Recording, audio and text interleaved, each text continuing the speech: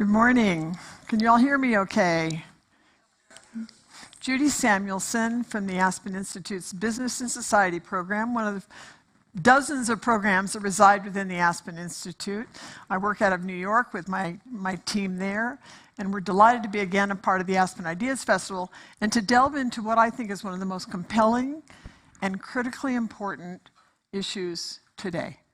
The role of corporations, how they're managing through what we're all experiencing as remarkable tensions that are affecting every institution that we care about. Business is no exception. If you follow the Edelman Trust data, business is considered the most trusted institution today in society. If you get underneath the kind of headlines of that, what you find out is that we trust it because we think it's capable of getting things done. And the work of the Business and Society program is really about how do we unleash the extraordinary power, capacity, global reach, distribution systems, talent, problem-solving skills of the private sector to address some of our most complex problems from climate to inequality. So that's why we exist. And now we're in this moment where, and I'm going to see if I can quickly find it because she captured it so beautifully, I thought, why would I not use the words of a great editor? And this is from Gillian Tett, chair of the editorial board at the Financial Times. Greetings from Aspen, Colorado, she says, where the Aspen Ideas Festival is playing out this week. As in previous years, sustainability issues feature prominently. This year, there are two striking new twists. Firstly, the acronym ESG, or Environmental, Social, and Governance, is falling further out of favor, with almost none of the speakers willingly deploying it. I don't use the word ESG anymore. This is a quote from Larry Fink, who spoke the other day, because it's been entirely weaponized by the far left and weaponized by the far right. As head of mighty BlackRock and once a champion of the acronym, with or without the acronym, Fink stressed that the asset manager remains focused on sustainability issues, such as climate change. These are complicated times. And we've got a great panel to take us kind of inside the corporation and understand more what they're contending with. But first I want to just kind of poll the room a little bit. Who feels like you know what we're talking about? Really understands what ESG is? I'm seeing almost every hand in the air. Let me ask for a volunteer. Somebody want to just kind of tell us what they think this is, what this is about? Go ahead, somebody courageously. Someone with their hand up. Yeah. It's a way that companies can be standardized across all sectors in environmental, social, and governmental issues. It's particularly important for publicly held companies because if they are trying to invest funds or go through mergers and acquisitions, they will be rated on that. So she mentions being standardized across a bunch of different dimensions. Anybody else have it on this side of the room? Anybody else want to take a stab at it? Anybody? So raise your hand on the following. Do you think these issues are likely to be heating up in the next year or cooling down under all of this political pressure to kind of back away? Speeding up? Cooling down. All right, we see both. Is anybody on the cooling down side want to quickly say why? And then we're going to turn to the panel.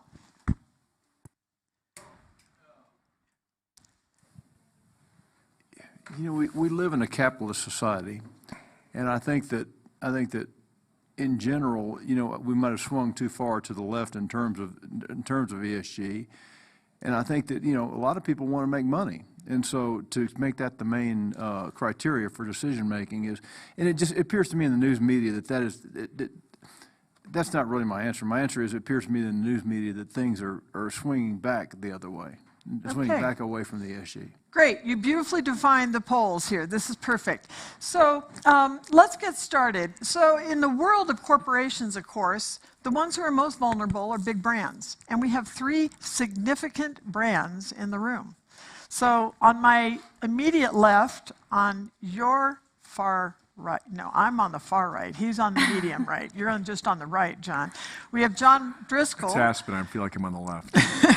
John Driscoll from Walgreens, a significant brand. We're going to get his story in a little minute here. Lata Reddy from Prudential, another significant brand in insurance and asset management. And finally, Melanie Chow from Danone, probably a company that you don't know as well as the other two in terms of everything that they own, but an owner of many brands. Do you want to kind of quickly say what some of those are?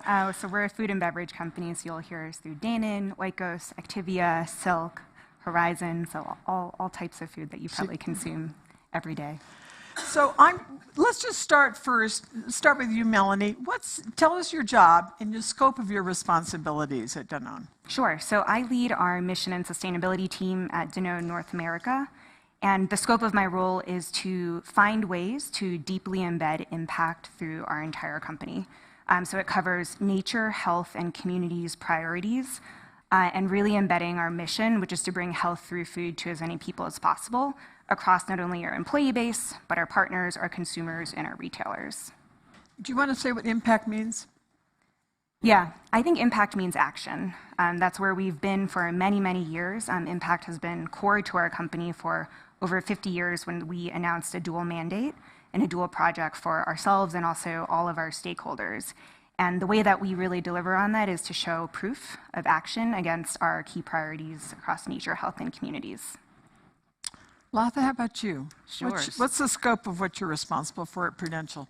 So much similar to Melanie's. I lead a function at Prudential that is responsible for integrating social impact strategies and diversity, equity, and inclusion strategies into our business to make sure that we are creating greater equity, more equitable systems within Prudential, but also in all of our market-facing activities. And so we manage different forms of capital, including the human capital, the time and talent of our employees, that we can deploy towards issues that are related to financial security, which is our core business.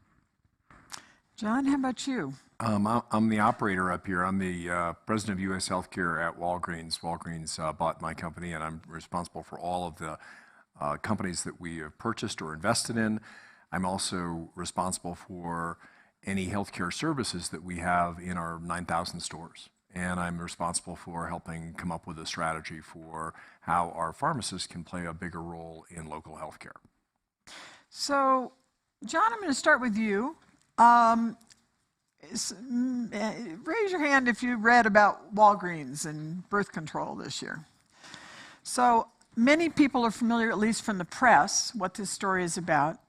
Take us inside, if you will. Give a little bit of the arc. We don't have 20 minutes for it. I told him earlier, you got to do this in a couple minutes. But it's a compelling story and one that takes us right into the kind of action over the last year. What I think wasn't really well covered by the press is that in December, we were one of the groups that petitioned the FDA to make access to mifepristone more available wherever we could legally. Mifepristone is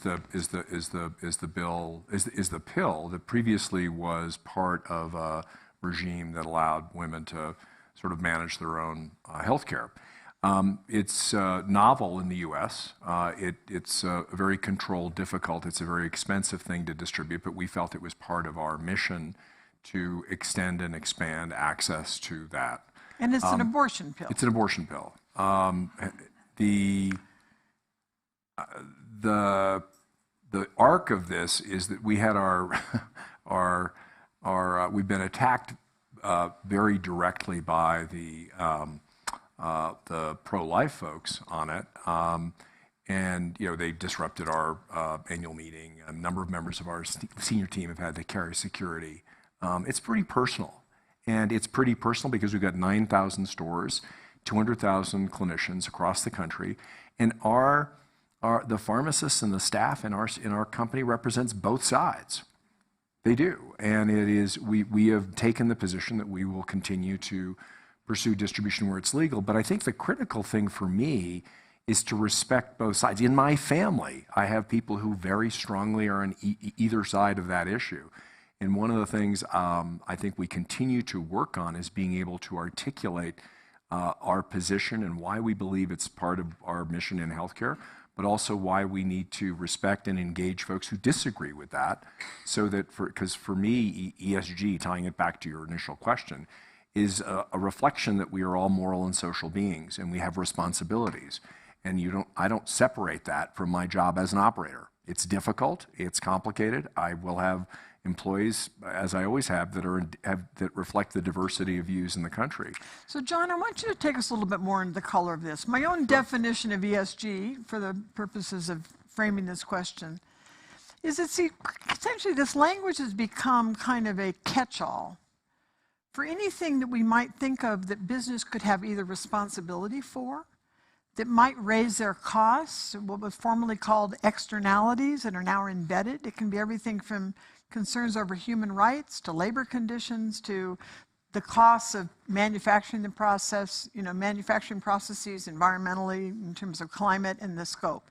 So it's also, of course, in the U.S., a catchment of a lot of these social issues. It may or may not be bottom line issues for the company, but can be in certain environments. So I want you to talk a little bit more of the color of what happened after the Supreme Court weighed in on Roe v. Wade and how Walgreens became a bit of a target. Well, we really weren't involved in the Supreme Court's decision. No, I know you weren't decided.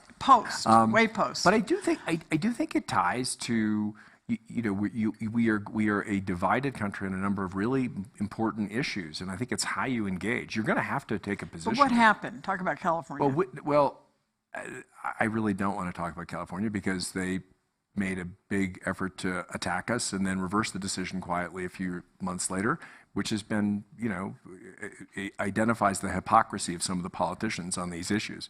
But I don't think that's a useful thing. I think the most important thing is that these issues aren't going away, and you can't. ESG isn't a silo. Companies are moral and social entities. They're based on people, and that doesn't mean companies, I think, should take positions on every political issue. But there's going to be a lot of issues where you're going to have to take a stand, and in some cases it's going to be in the middle. In some cases it's going to be specific. I think the bigger concern I have is that ESG has been treated like a political football and isn't a silo, as opposed to embraced as part of the mission of people-based organizations. So before we move on to Prudential, just share with us what is the stand that Walgreens ultimately took. Well, it's the same.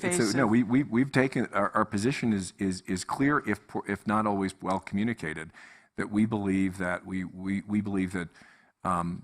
being able to create safe access, leveraging pharmacists for women, for abortion pills, the safe pill, mifepristone, wherever we can legally distribute it, we will. And where it is not legal, we're going to respect the law. And where is it not legal? Oh, in a lot of red states. I mean, honestly, it's not a complicated answer. That this is a complicated issue that is, has a high level of passion and toxicity. But I think if we step back, as a company, I feel really morally responsible and socially responsible to be having the conversation, because we've got, many folks on both sides. Many things at stake. But no, folks on both sides. Lata, on to you. Take us inside an issue that's played out at Prudential in the last years. Yeah, so I'll maybe take a slightly different orientation in the sense that it's a range of issues. So some of you, some may know, most probably don't, that Prudential is headquartered in Newark, New Jersey, and we've been there for almost 150 years. It's where we were founded, where we remain headquartered, and we've been deeply involved in the city for the last 50 years. And in a variety of issues, because we take a place-based approach to the city. We can't just do one thing. We need to do many things if we're really serious about helping create more opportunities around economic mobility for the residents of Newark. And so, we've taken a long-term view where we've engaged in issues like education, affordable housing, public safety, workforce training, and the like, and made, serious investments across the board in those things.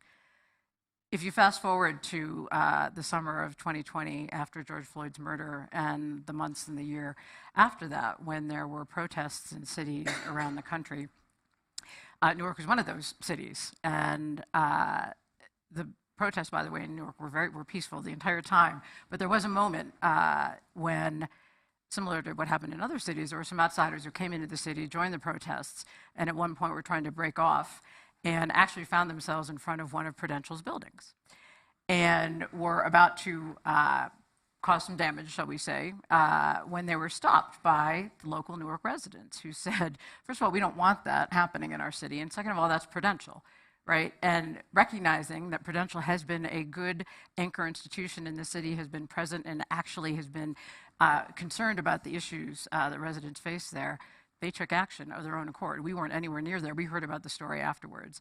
And so it's just an example of what long-term thinking, and I agree with you, the issues aren't going away, right? And these issues have been here, they will be here. And we as businesses, if we really are in it for the long term, need to be thinking about it that way. So our stakeholder engagement model over those many years has served us well in a very quite literal way. So I don't, before I move on to Danone, tell us a little bit on the asset management side of the business. I quoted Larry Fink this morning. We're stopping his, we're not using the language, but we all know that that doesn't mean that he's not still confronting what's been happening in the asset management business. Can you just share with us, what am I talking about? First of all, can you say what pressures have been brought to bear on asset management and how that's played out for Prudential? Sure, and obviously as asset manager, we're fiduciaries for our clients' money. So How big are your assets? Over $1 trillion, about 1.4. They're like number 10 in the world or something. Starts with a T. This is not chump change. Let's start there. And it's a global business. Yeah. And so, right, what's been interesting is seeing the dynamic between the U.S. and outside of the U.S., where people have been far ahead on these issues. So, to answer your question, it's it's playing out differently, slightly in the asset management business because they have to be responsive to their clients' interests. But their clients are asking for impact-oriented products, right, ESG products, and so have been building the capabilities there. And the last thing I'll say is, we, in my organization, built an impact investing group. And in 2020, we hit the $1 billion in impact AUM. And we transitioned that business to our investment management business because they wanted that capability around actually creating affirmative impact, again, because that's where the world is going and that's what they were seeing. Is there anything in that business that they are not doing now that they were doing before? Have they been restricted in states? Is there anything you'd offer up? We're looking at... We've done all the analyses. I'd say we're sort of in early days of kind of figuring out what we wouldn't do. We're doing that with our general account. We've got our money that our customers are paying us and looking at what we need to pull out of. But at the level of kind of give us something granular, whether or not it's affecting Prudential. What would be the kind of thing that would be brought to bear from, let's say, the right side of the equation in terms of what they don't want to do? I think what you're talking about is the restrictive mandates related to specific state-based initiatives that will actually isolate. Yeah. And exclude. Do you have an example? Because of that mission. No, we've been sort of below the fray at this point. So, okay. Well, may it continue. Remain that way. Yeah. Melanie, over to you. A very different company. What's a story that you would share with the audience? Yeah, I think Lata actually touched on it, which is, so we're actually a European headquartered company, which really changes the game for us here in the US and in Canada and in all of our regions. Europe is really far ahead in terms of where they are, in terms of how they think about ESG, what regulations are required, what you have to disclose. And I think that this has driven significant momentum for us as a company, not just globally, but in our regions, to really change the bar on how we deliver. With some of the new regulations with the EU, for example, with the CSRD, this has significantly changed what you need to disclose in terms of your roadmap. Just say what CFRD is. So it's a new disclosure that's required on various ESG metrics. And so there's now very clear... Am I correct that it affects any company that has as many as, is it like 50 employees or something in Europe or something? Yeah, so even if you were not European, it's affecting every American company that's really a global enterprise. Yes, exactly, because we are headquartered based out of Europe and have entities there. But what it means is that there's a very high bar for transparency and accountability across E, S, and G.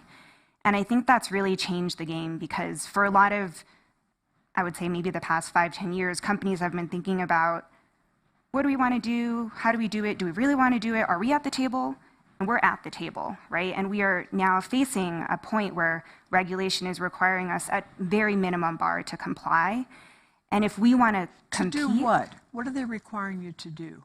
So there's a number of, I would say, hundreds. One example. Yeah.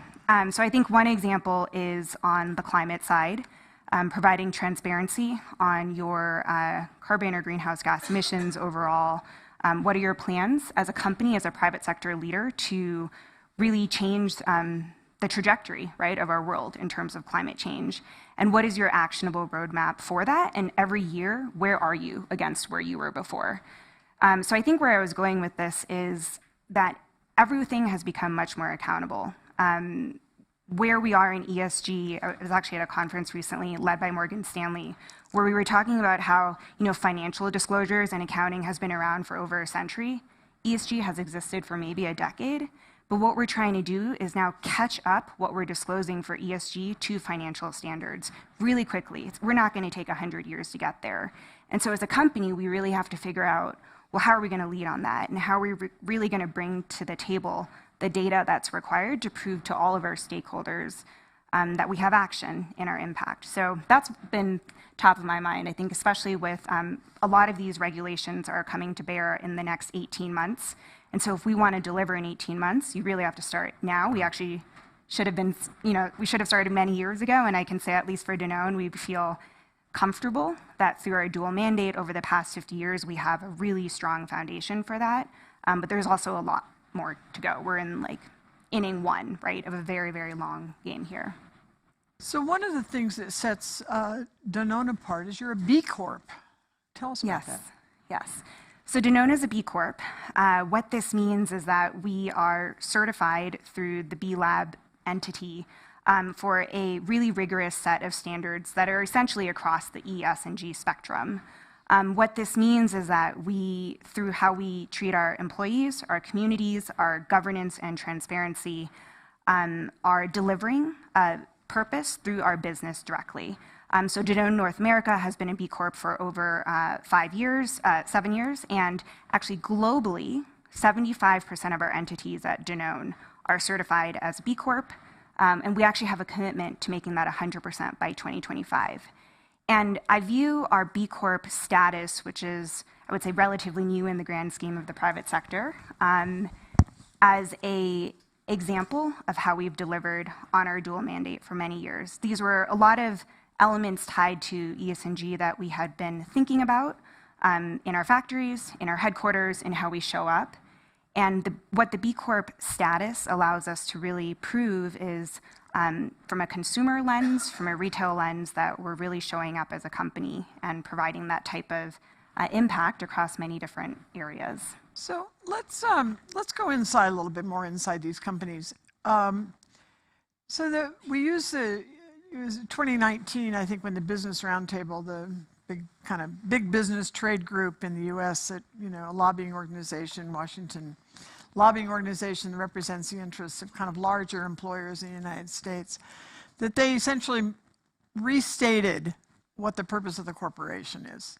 It came out as a result of lot of work of organizations like ours, kind of revisiting whether or not it's the shareholder that matters most, or is there a different way in which we could kind of talk about the corporation? And they came out and talked about the importance of stakeholders, and that's really, that a company needs to be attuned to all these things. And it's like, that's a great, important move. And I hate the term stakeholders, because I don't think it's a management discipline. It doesn't really help the company say who matters most. And I know it's not generic, and that's why we end up with a term like stakeholders, to try to capture everything that's possible.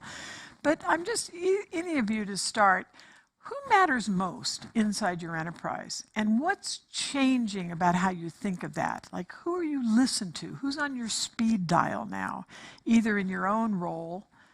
Lata, I'm seeing your head nod, so I'm going to go with you. Sure. Like, talk a little bit about how you think about this at Prudential and how it affects your own job. So, look, the reality is we do have to balance multiple stakeholders. We have to generate commercial outcomes for our customers. We need to generate financial outcomes for our shareholders. We have to generate employee engagement or talent-related outcomes for our employees, and then certainly for our communities, societal impacts. And everybody's looking to us all the time to be doing all of those things. I would say what's changed maybe in the last year is the employee factor and what I'll call employee voice. And so there's been an intentional sort of shift that we've led in some ways with our executive team to listen to our employees in a different way.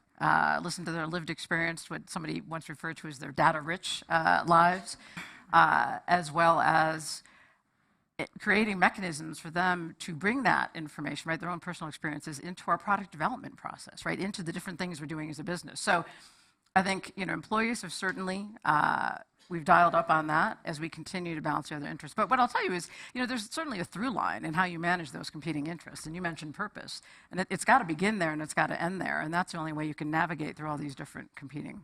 What's the through line? Like, what does it look like? To me, it looks like, there is a business imperative to being engaged in all of these issues. If you're in it for the long term, inherently, you're going to be impacted by societal challenges. We're three very different businesses, so there are going to be different challenges or different issues that we would prioritize. But whatever they are, identify them, articulate them, describe what that business, how that does impact your business, and then walk that line. And the actions you take, right, and the impact you create have to be related to that. But when you do that, I think that's the way you stay, again, above, below, whatever, the fray, and certainly withstand the pressures of any given moment and keep going for the... I think, Judy, we over-rotated on the Milton Friedman, the only purpose of a corporation is for shareholders. I mean, I think you have to, as Lata said, really understand that organizations are moral and social. It's really important at Walgreens that we bring every employee up to minimum wage to at least $15 an hour. It's important that we engage the 200,000 clinicians in our organization who really suffered during COVID because we stayed open and put 70 million shots in arms. And there's a long tail to that where we are thinking about their mental health, their depression, their connection to their work, because we believe we're an essential part of the healthcare system. We're the front door of a public health system that didn't exist. And so in that context, you can't ignore the employees who are the core, and by the way, they have a diversity of opinions. I don't think we, at least at Walgreens, want to chase every issue or react to everything, but we have to reflect the values of really investing and caring and connecting with our employees and balance that in our case, close to $500 million investment in bringing wages up against the law and tell that story to shareholders as to why that's in the best long-term interest of Walgreens. We feel the same way about many of our 40% of our stores are in medically underserved communities. We think very carefully about not leaving those communities, even though some of them are really challenged. San Francisco is a great example where we've had to pull back a little bit, but we are not going to abandon those communities. We think that's part of our mission, and we believe we've got a responsibility. Those communities have been good to us. We are going to over-invest in sticking with poor communities, which in many cases are healthcare deserts. And all of that has to be tied back to how you drive a return for shareholders, but you don't separate one from another. It's really part of the connected core of how we think Walgreens, we will keep Walgreens or return it to being a great company. I'm still trying to process 70 million shots in arms. Oh yeah, no. The delivery. The healthcare system shut down. We stayed open. I mean, just to be clear, we didn't close. So you never closed. Nope. As a retailer, you never closed Can't. At the moment of shutdown. We believed as a pharmacy, we did not have. We were like hospital. We felt we had the same responsibilities as hospital. The only places where we shut down is where we didn't have employees, but all of our employees, all our distribution centers, they were running the whole time. And how are the employees responding to this? Well, they're responding well to the notion that their wages are going to go up, but they are beaten up. I mean, if you look at nurses, doctors, and I think we haven't tested for pharmacists, you've got depression, you've got burnout, you've got a lot of substance abuse issues. Our healthcare system cared for us, we need to care for it. And that's the way we think about our responsibilities to our pharmacists right now. Thank you. Melanie, over to you. Who's on the stakeholder dial at Danone? I was going to say between the three of us, we probably have every type of stakeholder represented. But I think the one that's quite unique for us is our suppliers and our farmers. So we're a food and beverage company, right? We can't produce what we produce for our consumers. We can't bring healthy food if we don't have the right agricultural inputs. And so I think one thing that's really, really come to bear over the past few years is how we need to support our farmers in the midst of a climate transition. It's What really are farmers growing for you? yeah. So I would say let me give a spectrum here. So milk, I would say, so not growing milk, but good. I'm in glad terms they're of not growing delivering milk milk just as through well. our dairy, right, is different critical. Milk is the core to our milk business, but also our yogurt business. We also have a very significant plant-based business. So soy, almond, oat, and then all of the other ingredients that make up every other standard yogurt you may think about. So sugar is really important, right? Fruit. And these are things where if we don't work with our supply chain, if we don't guarantee the livelihood of the farms that are delivering on those inputs, and we don't work to regenerate the land from which it's produced, we don't really have a future as a company. And so I think for us, I mean, we have so many key stakeholders, but this is one where it really shows the win-win of we have to deliver on impact on our supply chain and our farmers. And that's actually going to drive shareholder value at the end. So John, I like what you were saying about how it's not, these stakeholders aren't separate. We think of shareholders as this kind of separate entity that's somehow not influenced by every other stakeholder. But at the end of the day, if we're not managing our land properly, we're not ensuring the livelihoods of our farmers, our supply chain is going to be at risk. Our inputs price will go up. We're not going to be able to manage supply and demand the way that we want to. And who's that going to impact? It's going to impact our P&L.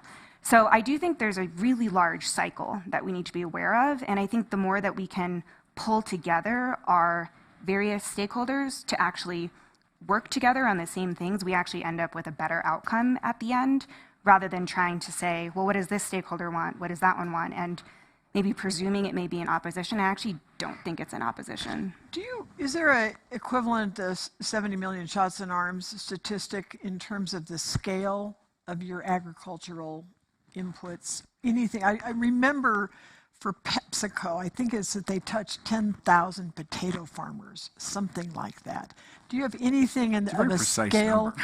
It's a very precise number. I'm sure it wasn't exactly 10,000, but you know. I'll go after you. Anything you would be able to say about kind of where you operate? Just like give us a little bit more color on that if you can. For example, in the U.S., we have hundreds of thousands of farmers that we work with across the dairy sector. Okay, I'm low then on PepsiCo because they're in the potato chip business. But go back at you. Thinking Sorry. of the scale of the potato chips. 10,000 farmers, something like that. Sorry, Melanie. Back to you. No, that's okay. That's across our conventional, non-GMO, and organic milk, which is used in our premium dairy products as well as our yogurt. I think another example is we have thousands of acres of almond farms based out of California. Big water users.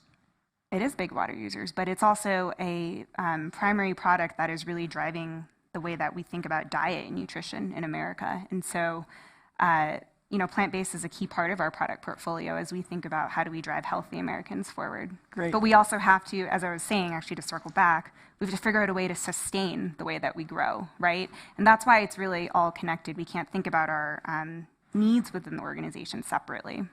So one more quick round of questions, and we'll open it up to the room for your own comments and thoughts to throw into the mix, or questions if you have them, and bring it back. But this feels to me, in terms of our own work and this complicated space and the relationship between business and society, we grant business the license to operate. They are a function of the state in that respect. But of course, particularly in the US of A, we have a particular relationship with corporations. And it is an incredibly complicated time in terms of the tensions that come both from remarkable expectations on the one hand, and then as the gentleman in the back talked about, kind of either a wish or a reality that maybe we've gone too far or dialing back. I think this is a moment of transition. So how do you think of this? And in terms of the capacity of business that you all are talking about that we want to bring to bear on complicated and important both social and environmental problems, like, is this a moment of, what's taking us forward and what's holding us back? Like, where are you as a company on the inside? I think Lata touched on it. I mean, the through line here is how do you animate a company and engage in all of your constituencies? I don't like stakeholders. It's because you've got to have, actually, it is one, if it's working well, it's one virtuous circle. And if it's not, it's because you're failing one or more of your key constituencies. But I think it's taking, whatever you want to call DEI, ESG. Like we, as a company that's led by an African-American female, and our general counsel is an African-American female, and our head of retail, which is my partner, is an African-American female. Diversity isn't something that we have over here. It's just part of the company. And I think that's the whether, and we think about it in terms of the context of how do we work on, how do we engage in employees, broaden employment. And now we're very focused on is there a way at a time when we're having a hard time staffing stores because of burnout to expand those communities even further? How do we think about neurodiversity in a way to pull people in who have not necessarily been recruited, engaged, or trained? And we're having some really good experiences there. That's tying what we think is our social mission, which is providing access to employment for folks who may not, don't come to Aspen and didn't necessarily go to college, but want a professional career, and broadening the aperture for how many different constituencies can we bring in. It's tying those things together for business purpose that makes sense for the company. And I think Lata, that's sort of, it's that through line of what makes sense, and taking it out of a three-word, sort of a three-letter attribution, which is a four-letter word for a lot of political constituencies, and turning it into the purpose of the company. Lata, Melanie? Yeah, what's holding us? What's this moment allow for you at Prudential? Well, I'm hoping that the transition is moving away from this terminology that has become a distraction, and that makes what the work we're trying to do seem like an add-on or a parallel track. And you said it earlier, John. Right? It's got to be integrated into everything we do, and so it can't be separate, and it can't be something we talk about as we do this here, our strategies here. It is what we do. It's what we're in the business of. It is what gives us our license to operate, and it's the only way we're going to be successful and profitable as a business, is if we consider these things as we move forward. Melanie, thoughts? Yeah, I think what's holding us back perhaps as a private sector overall is thinking that we need to be doing it alone. I actually think that partnerships across the public-private sector are key, right? We could spend every single dollar that we have as a company, and we couldn't solve the world's problems. All three of us could do that. And so that's not really the answer. And I think where maybe that transition is in the ESG space is understanding that we're at a place where we need to really come together and figure out solutions that work for everyone. We need to standardize things so that we can actually understand where we are and understand where we need to get to, so we can plot the course. And I think that being able to work with the government, being able to work with civil society, with our communities, is it's the way that we can fill in, I think, some of the gaps maybe that we've had as an industry over the past many years. And so that's where I think if we want to take this moment, which I do think it is a critical moment, and actually move forward, it's to really change the narrative from Danone as a company is doing X, but we as a community are doing all of these things together. And this is the win-win that we're seeing, not just for us, but also for all of the various constituents, as John was saying, that we're serving. So, comments, thoughts, questions from the room? See some over here. We got a mic that's running up to you guys. We'll start in the back at the gentleman in the jean jacket. Yes. Great discussion. Thank you very much. There are so many issues to think about. How do you choose which ones you go after and which ones are more important? There's some that are easier and some more difficult. What do you mean by issues? Well,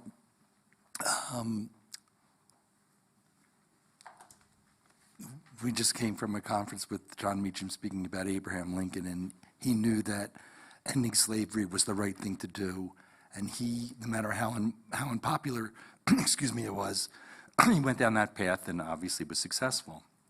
And John mentioned that when it comes to women's right, there's two sides to that story, and so how do you decide? How do you decide? So it's not just like what issue to pick, but how do you actually land on a complex? Right, and yours with the environment and so forth, it's easy to make sure that, well, I'm not going to be able to get any supply chain if I, destroy all the land.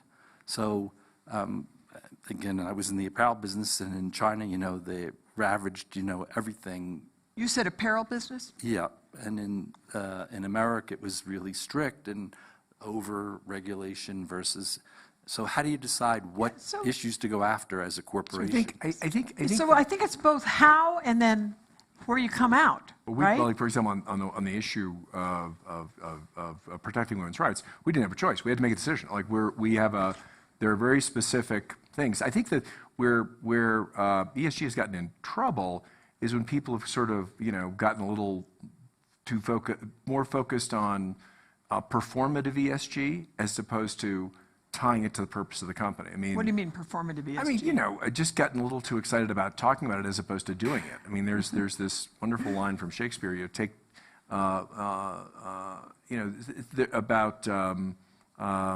About proportionality. I'll bungle the line if I try it. That would be in a different Aspen seminar. But I think it's something along the lines of take but degree away, untune that string, and hark what discord follows. Ooh.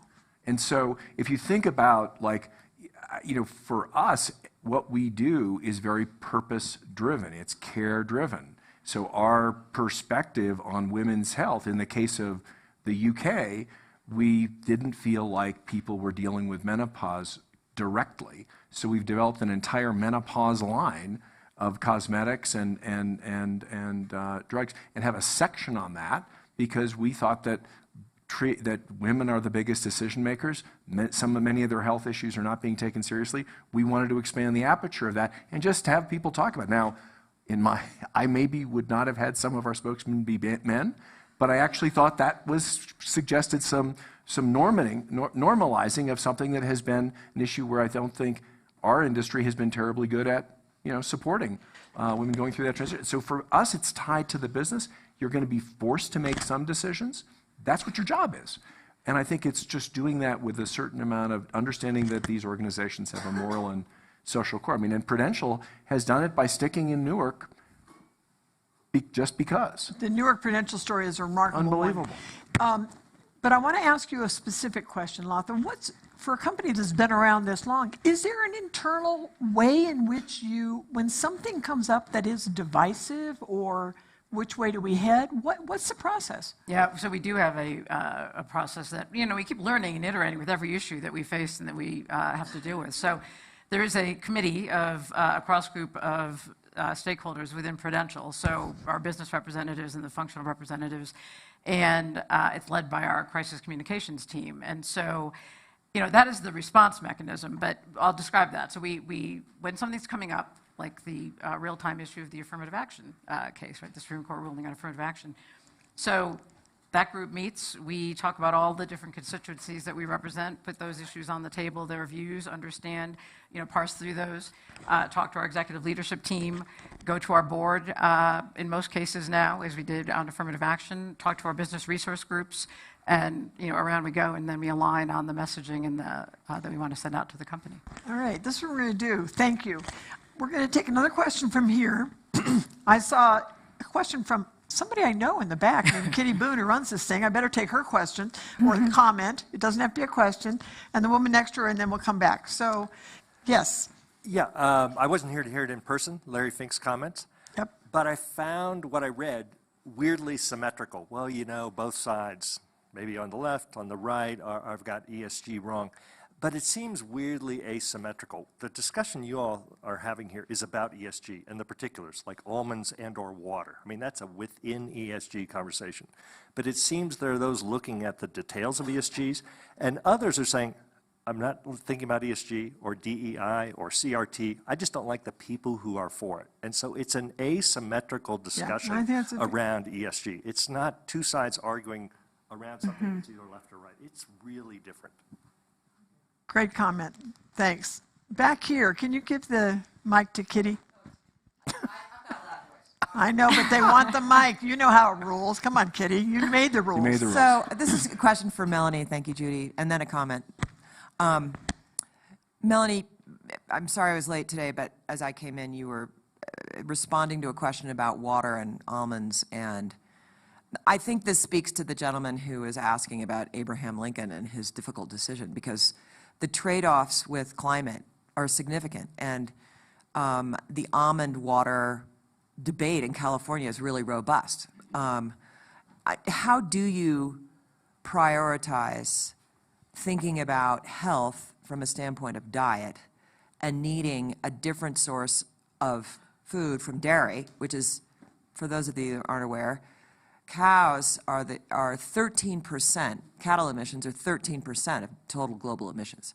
So getting out of the dairy business is not, it's a big issue. Yeah. So how do you, though, deal with the criticism about water and dairy?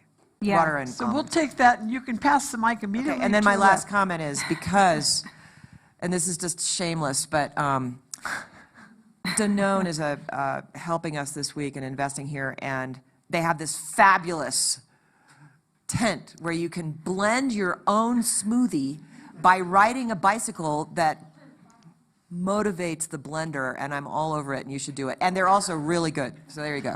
That was shameless. That's what we call an advertisement from the inside. I love it. Melanie.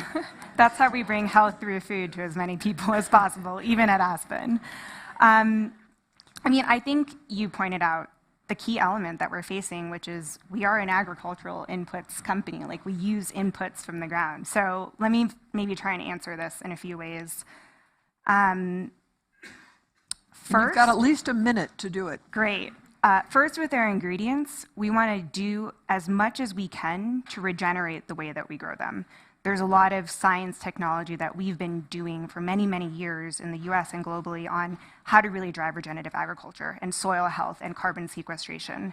And so the first thing is making sure that we do that across every area that we touch. I think that's a critical thing that we need to deliver on, and it's unquestionable, right, for how we operate as a business. I think the broader point, though, is how do we deal with dairy, right? So I'm just going to be honest, and you can look this up publicly, but dairy is 50% or more of our global emissions as a company. We are a dairy company. So how do we manage that? I think innovation and really thinking about portfolio change. We have a very, very significant R&I base globally that we then use across all of our countries in terms of how do you use various types of technology to change the way that we leverage ingredients more efficiently. And it's not just, how do we used to make yogurt 100 years ago? It's how do we make it now using the different research and innovation that we've tested and really proven that it doesn't impact quality, doesn't impact taste. You get the same end product, but you're actually using fewer ingredients. And you know what? Actually, it saves emissions, and it also saves money. So I think this is where I come back to. It ends up being a win-win. And so I don't think of, dairy being 50% of our emissions as a risk, but more of a opportunity for how do we take that very clear fact and use it as an opportunity to think about the future in terms of how we want to innovate the product portfolio that we bring to people. So is this what would be considered a Scope 3 disclosure? Yes. For the room? Yes. Right? So it's the impact of your producers and beyond in terms of the use of the product is not the issue, but getting to that point. Yeah. Yes. Okay. That's okay. Just speak in and. Sure. I'll speak loudly anyway. No, you got it. Okay, good. It's on. Hi, my name is Claire Atkin. Check my ads. We advocate on behalf of major advertisers so that your ads don't inadvertently fund things like Steve Bannon and other extremism. The question I have is that in an era of inauthentic astroturfing and extremism, one of your stakeholders is sort of public sentiment, the general public, potential customers. How do you calculate public sentiment into the positioning of your companies? And thank you. So we're going to use this as kind of the last question because we only have a minute left. So John, I think she was directing that at you. Is that right? I think it affects all of us. But let's hear from all of you. How are you managing kind of the public expectations of this? I don't think that most companies I know are capable yet of understanding how politically sophisticated the meta industry of hate and tribalism has taken over a lot of the definition of narratives, because we didn't grow up thinking about algorithmic TikTok alienation. Like, that's not. And I think that we are, at least, I've been in a number of large and small companies that have been involved. Because you're in healthcare, you're dealing with political issues, and I think we're behind. I think and that is to tie it back to ESG, it's the alienation issue, the asymmetrical warfare where folks are making money on a lot of money on being anti-vaccine. We are in the vaccine business, and we don't even know how to communicate and don't want to be part of a political battle, but we really believe that vaccines save lives. And so obviously we're in, and we put, 70 million, mRNA and other shots in arm. Like that's part of our mission. And I think we are still figuring it out. Last words. I think I'll give maybe a simplistic answer, but we obviously are aware or make sure that we're aware of public sentiment with respect to our industry and our business. We maybe we consider it to the extent that, again, we're aware of it and we want to make sure that we're not doing anything blindly. But you're ultimately B2B. Yeah, well, yes, we're ultimately B2B, although we are going more direct to consumer. But in any case, we don't let that influence what we do. How about you? You're solely B2C. Yeah, so I think for us, what's really critical is going back to your mission, right? We've been talking about this over and over and over again. The world is going to continue to change around you, and you can't really control that. But if you as a company have embedded what you believe as your mission into all your business processes, how you engage internally and externally, you'll be able to move forward with integrity as all the noise comes forward. And I think that's how we have really thought about mission at the center of our business for over 50 years across Danone globally. And I think that ensuring that all employees are really drawn to that idea and also exhibit it in their daily behavior enables us as a base to have that embedded in our operations. It's not just leadership, right? It's everyone. And I think that's also why, just going back to one of my first statements, us being in BCorp is really key, because that's what draws employees to us, and we can then see the outcomes and the outputs of that through the noise that we might see externally. So Melanie, Lata, John, thank you for giving us some view from the inside, and from your mouth to God's ears, move forward and let's see what's possible. Thank you. Thank you.